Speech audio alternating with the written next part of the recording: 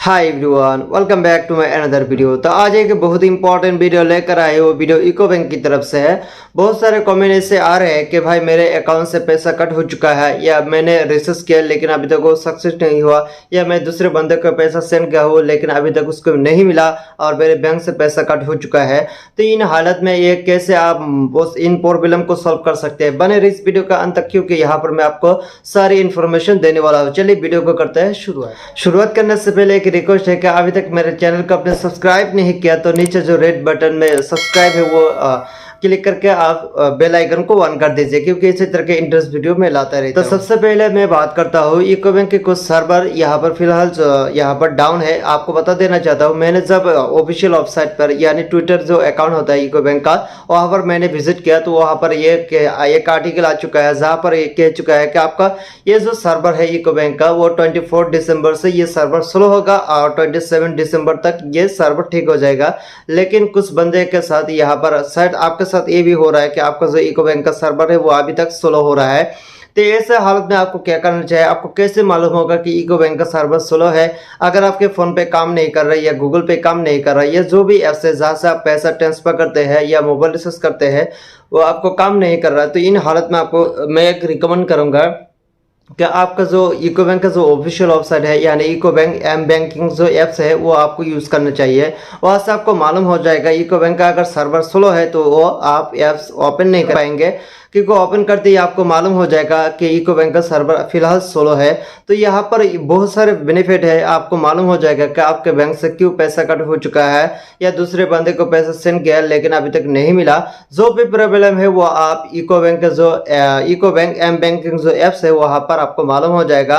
आपके बैंक के साथ जो भी प्रॉब्लम है, पैसा क्यों कट हो रहा है या पैसा सेंड हो रहा है या नहीं, वो तो सारी इन्फॉर्मेशन वहाँ से आप मालूम कर सकते हैं। वो कैसे करना है इस वीडियो का अंत तक आपको यहाँ पर मोबाइल स्क्रीन पर जाकर मैं आपको समझा देता हूँ। तो चलिए हम जाते हैं मोबाइल स्क्रीन पर। तो सबसे पहले आपको एक ऐप्स डाउनलोड करना पड़ेगा, इको बैंक एम बैंकिंग। चलिए यहाँ पर इको एम बैंकिंग आप इस तरह से देख सकते हैं इंटरफेस इको एम बैंकिंग। सो हम इस ऐप्स का लिंक मैं डिस्क्रिप्शन में दे चुका हूँ, आप वहाँ से डाउनलोड कर सकते हैं। उसके बाद यहाँ पर हम रजिस्ट्रेशन करने का जो प्रोसेस है वो आपको बताने वाला हूँ। तो सबसे पहले आपको आई एक्सेप्ट कर देना है, उसके बाद यहाँ पर रजिस्टर फॉर मेकिंग कर देना है। यहाँ पर किस तरह से रजिस्टर करना है, किस तरह से आपको इसको साइन अप करना है, सारे प्रोसेस इस वीडियो का अंत तक आपको मिलने वाला है। तो यहाँ पर क्या हो चुका है कि क्लिक हियर टू प्रोसेस कर देना है।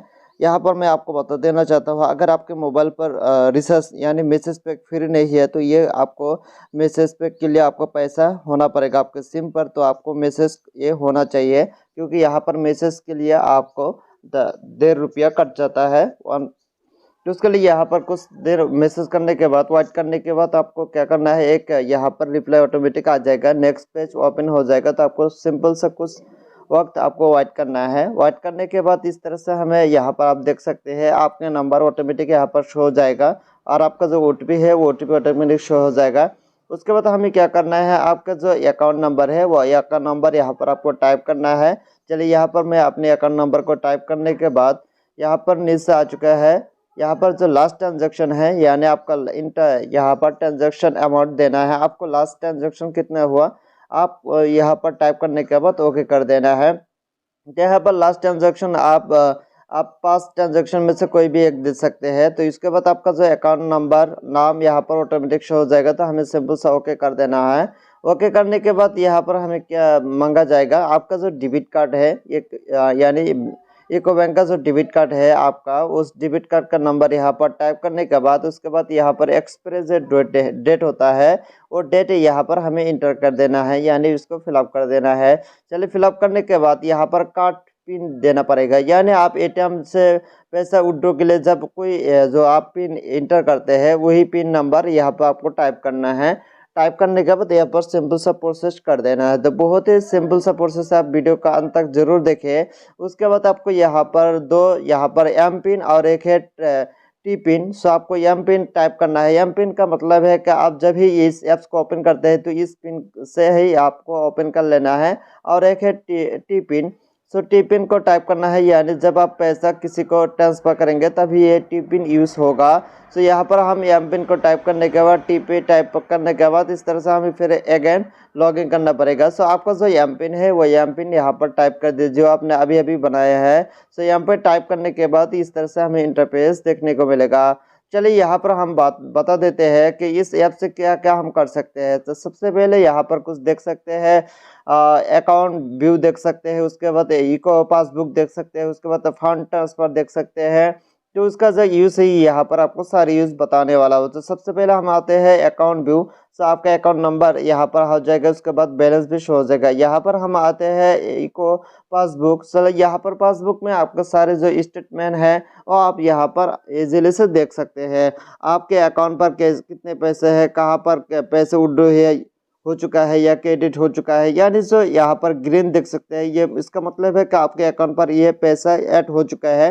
और जो यहाँ पर रेड देख सकते हैं ये इसका मतलब है कि आपके अकाउंट से पैसा कट हो चुका है। तो यहाँ पर स्टेटमेंट देख सकते हैं, इसका टाइमिंग भी है, कहाँ पर पैसा कट हो चुका है और कहाँ से पैसा आ चुका है उसका स्टेटमेंट देख सकते हैं। उसके बाद हम यहाँ पर बात करते हैं फंड ट्रांसफ़र। जब आप फंड ट्रांसफ़र करेंगे यानी आपका अगर यूपीआई का लिमिट ख़त्म हो जाए तो यहाँ पर आप क्या कर सकते हैं, क्विक जो ट्रांसफ़र है इस पर आपको कोई भी बैंक पर आप पैसा ट्रांसफ़र कर सकते हैं। तो आपका बैलेंस भी यहाँ पर शो हो चुका है। उसके बाद यहाँ पर विथ इन बैंक और other bank. With in bank का मतलब है कि आप इको बैंक पर यानी जो दूसरे बंदे का आप सेंड करने वाले हैं और अगर इको बैंक है तो आपको विथ इन बैंक कर दीजिए। अगर आप दूसरे बैंक हैं, मान लीजिए कि अपने एसबीआई पर पैसा सेंड करना है तो या दो जो भी ऐप्स बैंक है आपका वहाँ पर आपको पैसा सेंड करना है तो वो अदर बैंक कर दीजिए। उसके बाद आपका अकाउंट नंबर यहाँ पर टाइप करना है। तो यहाँ पर मैं सिंपल से आपको एक प्रोसेस दिखाने वाला हूँ किस तरह से आपको यहाँ पर पैसा सेंड कर सकते हैं। तो आपका जो अकाउंट नंबर है यानी जहाँ पर आप पैसा सेंड करने वाले हैं तो उसके अकाउंट नंबर यहाँ पर टाइप करने के बाद IFSC कोड टाइप करना पड़ेगा। जब आप IFSC कोड टाइप करेंगे तो ऑटोमेटिक यहाँ पर वेरिफिकेशन हो जाएगा, आपका बैंक ब्रांच का नाम, यहाँ पर सारी इन्फॉर्मेशन ऑटोमेटिक शो हो जाएगा। तो यहाँ पर देख सकते हैं मेरा जो ये पेटीएम बैंक है उसका यहाँ पर ब्रांच भी शो हो चुका है। उसके बाद आपको ये अमाउंट टाइप करना है। टाइप करने के बाद जो रिमार्क दे चुका है यहाँ पर कोई भी कुछ भी लिख सकते हैं। उसके बाद प्रोसेस कर देना है।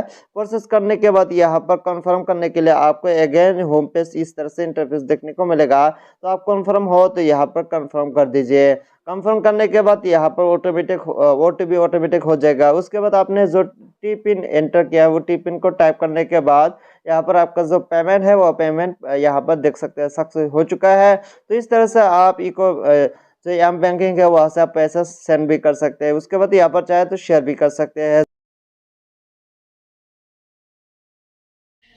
उम्मीद है वीडियो आपको इन्फॉर्मेटिव लगा होगा। ऐसे ही वीडियो पाने के लिए मेरे चैनल को आप सब्सक्राइब करके रखें। मिलते हैं नेक्स्ट वीडियो पर। जय हिंद।